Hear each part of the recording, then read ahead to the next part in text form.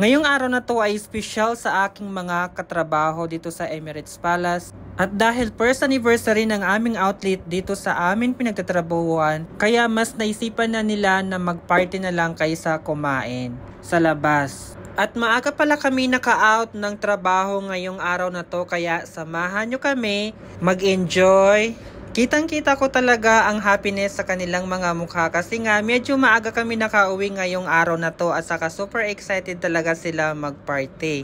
Sa totoo lang talaga, may car lift naman talaga kami hatid sundo sa accommodation. Pero sa sitwasyon namin ngayon, hindi na namin talaga mahintay ang car lift. Kaya umakyat na kami at naghanap ng taxi. Kasi ang drop and pick up namin which is first floor. So nagdalawang taxi kami kasi hindi kami kakasya sa isang taxi. Ganito pala kaganda ang palasyo tuwing gabi. Napakaganda talaga at bawat sulok ay may makikita kang security. Here we go, mga ilang minutes lang ay dumating na kami dito sa aming destination. Kaya tara, pasok tayo. Pagpasok pala namin ay nakita namin itong mga pagkain na to, napakasarap talaga. Kaya kumain na kami at nagpabusog. Ang mga iba namin katrabaho ay nauna na sila sa amin.